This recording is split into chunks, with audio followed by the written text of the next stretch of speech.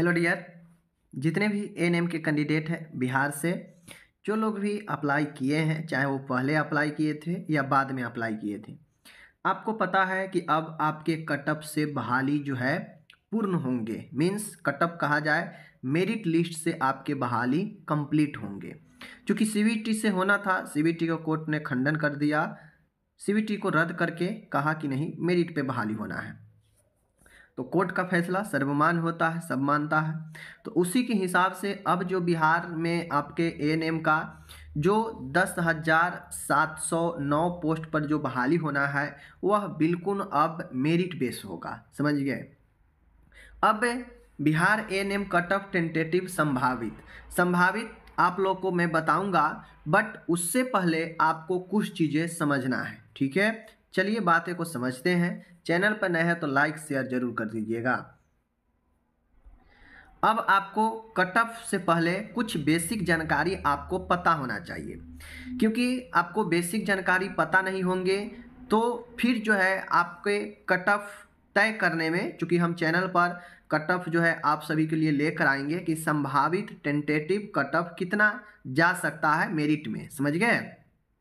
तो cut off से पहले मैं आपको इस वीडियो यही इसीलिए दे रहा हूँ कि कट ऑफ कैसे तैयार होगा, कौन से फार्मूला अप्लाई होगा, मेरिट में आपको एक्सपीरियंस के कैसे कितना मार्क्स मिलेंगे, उसके बाद अगर हायर डिग्री कोई करके रखा है नर्सिंग का तो उनको कितना मार्क्स मिलने वाला है, टोटल हम यहाँ पे आपको जानकारी देंगे। और यह जानकारी आपको कट ऑफ समझने में बहुत ज़्यादा मदद करेगा। किसी के भी चैनल पर कट ऑफ आप देखिएगा तो आपको यह जानकारी होनी चाहिए, तब जाके आप कट ऑफ को अच्छे से समझ पाएंगे कि हाँ कट ऑफ आगे कैसे तैयार होगा, कैसे कट ऑफ देना है। समझ गए?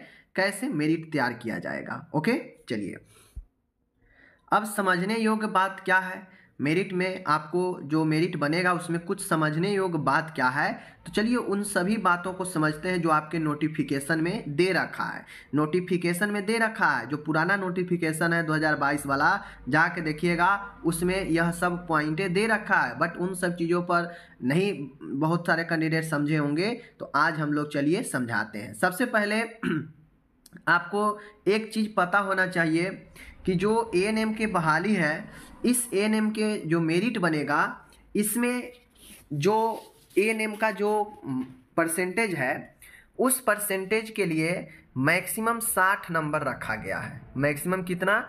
60 नंबर रखा गया है। मान गए किसी कैंडिडेट को अगर 90% नंबर है एएनएम में, फाइनल करते करते 90% है, तो उसको इसी 60 नंबर के अंदर में आपके 90 नंबर, परसेंटेज तो है 90, बट ऐसा नहीं है कि ये 90 मिल जाएगा, इसमें गुना भाग होगा। किसी का 80 होगा तो उसमें गुना भाग होगा, किसी का 60 होगा परसेंटेज तो उसमें भी गुना भाग होगा। मीन्स ये 60 से ज़्यादा नहीं मिलने वाला है। ठीक है, ये 60 से ज़्यादा नहीं मिलने वाला है। समझ गए चीज़ों को? तो परसेंटेज के लिए मैक्सिमम 60 नंबर रखा गया है, यानी जिनका परसेंटेज ज़्यादा होगा उनको मार्क्स इन्हीं 60 में ज़्यादा मिलेगा, जिनका परसेंटेज कम होगा इसी 60 के अंदर में कम मिलेगा। अब कैसे यह 60 के अंदर में बातें होगा, चलिए समझ लीजिए। अब देखिए यहाँ पे आप समझ रहे हैं टोटल मार्क्स परसेंटेज इनटू 0.6। अब मैंने समझाने के लिए आपको ऊपर में बता दिया कि ज़्यादा से ज़्यादा 60 नंबर आपको एएनएम में जितना भी परसेंटेज है आपको 60 नंबर मिलेगा। जैसे मैंने यहाँ पे फार्मूला भी लिख दिया है कि टोटल मार्क्स परसेंटेज में, मतलब एएनएम में जितना भी आपके प्रतिशत आए हैं मार्क्स, उन परसेंटेज को गुना किया जाएगा 0.6 से। एग्जाम्पल के मानिए, अब समझिए कि 60 नंबर क्यों अधिकतम रखा गया है। अब आपको पता है कि कोई भी स्टूडेंट एएनएम में पास की होगी तो कोई कैंडिडेट होगा जो हो सकता है, मान गए अधिकतम 100% नंबर लाया होगा। हो सकता है कि 100 में 100% उसको नंबर आया हो एएनएम में। समझ गए? तो सरकार ये मान के चली कि अगर कोई 100% नंबर ला कर रखी होगी तो उसको हम 0.6 से गुना करने वाले हैं, तो यह हो जाएगा आपका 60। गुना कर लीजिए, यह 60 होगा। और यही 60 अधिकतम सरकार के द्वारा भी दिया गया है एएनएम परसेंटेज के लिए। और इसी जो है स्टूडेंट को भी ऐसे ही मिलेगा। अब कोई स्टूडेंट 100 से ज़्यादा मार्क्स तो ला नहीं सकता है, क्योंकि एग्ज़ाम ही 100% का है, एग्ज़ाम ही 100 का होता है, तो 100 से ज़्यादा 100% से तो कुछ ज़्यादा होता नहीं है, समझ गए। 100% से ज़्यादा कोई चीज़ होता है, नहीं होता है। तो 100% के लिए सरकार ने तय कर दिया कि हम 0.6 से गुना कर देंगे आपके परसेंटेज में, और जितना भी आएगा वह 60 या 60 के अंदर में ही आएगा। इसीलिए 60 जो है मैक्सिमम सरकार के द्वारा मेरिट में तय किया गया। ओके, अब ये चीज़ को आप लोग समझ गए। अब यहीं पर आप लोग समझ लीजिए कि किसी कैंडिडेट को मान गए, किसी कैंडिडेट को 70% ANM में मार्क्स है, 70%। इस 70% में 0.6 से गुना होगा उसको, तो कितना हो जाएगा, 7 छक 42, लगभग उसका मार्क्स कितना आ जाएगा, 42 मार्क्स। और इसी मार्क्स पर जो है मेरिट बनने वाला है। ये 70% पर मार्क्स नहीं बनेंगे, समझ गए, 70% पर मेरिट नहीं बनेंगे, मेरिट बनेंगे इसी 42 पर। अब आप कहिएगा कि ऐसा क्यों किया गया, तो ऐसा इसलिए किया गया क्योंकि यहाँ पे एक्सपीरियंस वाले को भी नंबर मिलना है, और हायर डिग्री जो करके बैठी हुई होगी उनको भी जो है मार्क्स अलग से मिलना है। तो इसी चीज़ को मैनेज करने के लिए 0.6 से गुना करने के लिए यहाँ पे दिया गया। ओके, अब मानते हैं कोई फ्रेशर कैंडिडेट है, उसको 92% नंबर है, उसको 92% ANM में नंबर है, ठीक है। तो 92% नंबर है, तो इस 92 में 0.6 से गुना कर दीजिए, समझ गए, 0.6 से गुना कर दीजिए, तो लगभग कितना हो जाएगा, 0.6 से गुना हो जाएगा 9 छक 54, लगभग 54 दशमलव कुछ आ जाएगा। कितना आ जाएगा, 54 दशमलव कुछ आ जाएगा। समझ रहे हैं मेरी बातों को। तो यही जो है आपके मेन जो है यही मार्क्स आपके होंगे।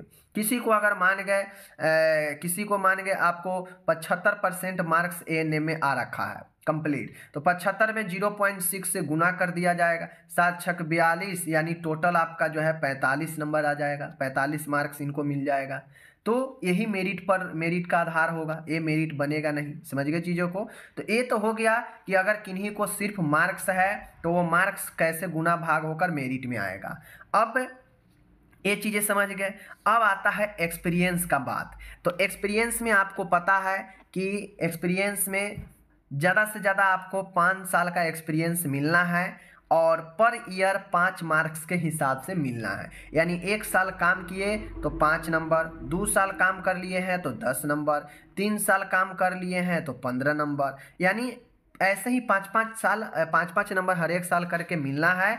और अधिकतम 5 साल का ही अनुभव को जो है लिया जाएगा, उससे ज़्यादा अनुभव है संविदा में तो बेकार है, लेकिन जोड़ा जाएगा 5 ही साल का, इसीलिए 25 नंबर ही अधिकतम रखा गया है। तो अगर कोई कैंडिडेट 3 साल का अनुभव है तो उसको 15 नंबर मिल जाएगा, कोई अगर 2 साल का अनुभव है तो 10 नंबर मिल जाएगा, कोई अगर 1 साल के अनुभव रखती है तो उनको 5 नंबर मिलेगा, और अधिकतम 25 मार्क्स यहाँ पे दे दिया गया।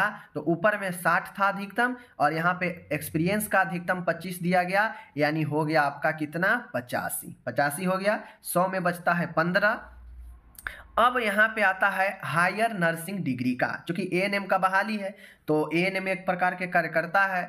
तो ऊपर जाइएगा आप लोग, ऊपर जाइएगा हायर डिग्री में, नर्सिंग का डिप्लोमा या बैचलर या मास्टर डिग्री में, तो उसके बाद आपके देख सकते हैं GNM होता है, एक डिप्लोमा नर्सिंग कोर्स है, BSc नर्सिंग है, बैचलर है, पोस्ट BSc नर्सिंग होता है, पोस्ट बेसिक BSc नर्सिंग है, समझ गए, और मास्टर नर्सिंग MSc नर्सिंग है।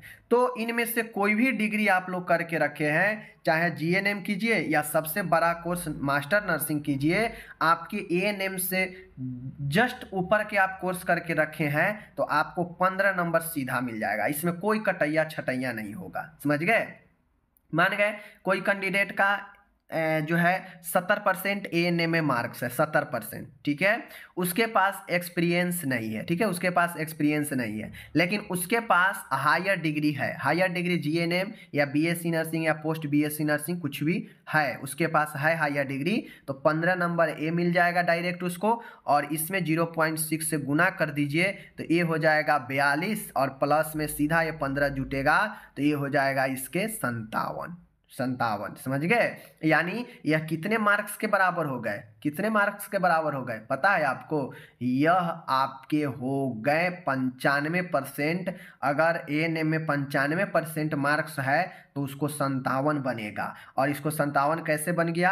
15 ए था और मात्र 70% ही एएनएम में था, तो उसको जो है यहाँ पे 57 बन गया। बात को समझ रहे हैं? तो हायर डिग्री और एक्सपीरियंस बहुत बड़ा फैक्टर निभाएगा इस मेरिट लिस्ट में। जिनको हायर डिग्री होगा, जिनको एक्सपीरियंस होगा, लगभग उनका डॉक्यूमेंट सही होने पर 95% संभावना है हायर डिग्री वाले और एक्सपीरियंस वाले का जॉब होने का। सभी एक्सपीरियंस और सभी हायर डिग्री वाले को लगभग जॉब होना तय है, अगर डॉक्यूमेंट उनका गलत नहीं होगा तो। समझ गए चीज़ों को?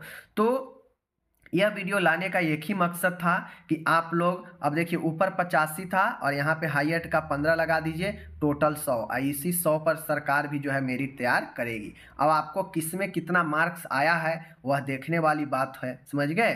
तो मैंने ये चीज़ समझा दिया। अब मेरिट आपको बताएंगे तो धड़ाधड़ बताएंगे, तो आपको समझ में आएगा कि हाँ हमने मेरिट कैसे बनाया, कैसे बताया, कैटेगरी वाइज। समझ गए? तो यह बेसिक चीज़ें जानना जरूरी था, मैंने आपको बता दिया।